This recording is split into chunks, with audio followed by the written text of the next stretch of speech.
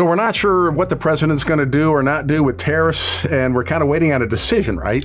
Yeah, we definitely are. So, and that means we got folks who are waiting on a decision. Yeah, I think the Supreme Court is pending the decision, particularly on the IEEPA tariffs, whether or not the president had authority to leverage IEEPA to put on the fentanyl and the reciprocal tariffs. So it's been through several courts. The courts decided that the president did not have that right. So it's been through several iterations and is now sitting with the Supreme Court to make that decision. And we expect the decision earlier, but it's been a little delayed, and it's going to be ideally mid to late February is what we're hoping. What can anybody do in the meantime? I mean, just wait? Just wait till the decision comes down, right? No, don't wait.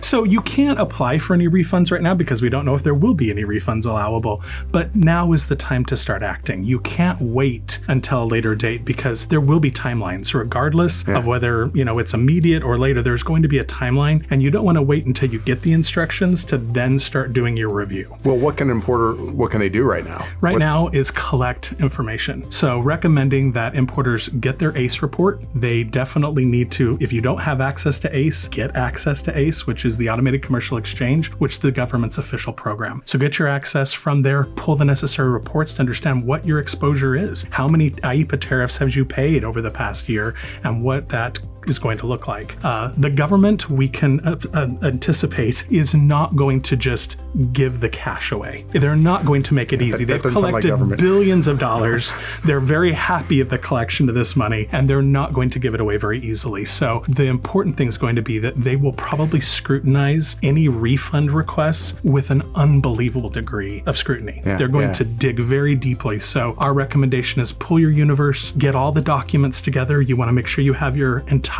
packet. So commercial invoices, packing lists, all of that information is all assembled. You have that together, and then do 100% audit of everything. It sounds like good advice. Getting ready to rock and roll when the decision comes down, huh? Get prepared so that the moment the decision does happen, we're ready to go. So make sure that you're looking at everything from your tariff classifications, country of origin, valuation, all of those things that are critical and could be potentially audited and questioned by customs. You don't want to submit a refund with errors, because if you do, there's a likelihood they won't give it back to you. There are several large OEMs that also the timeliness is an issue. There were several large OEMs during the 301 exclusions that were submitting refunds, and they were missing dates. So if the refunds do occur and there is information, there will be timelines that you need to meet, from post-summary correction to protests. And if you miss those deadlines, you're going to lose out on the money. So being prepared now and not waiting till then is the best way to be successful.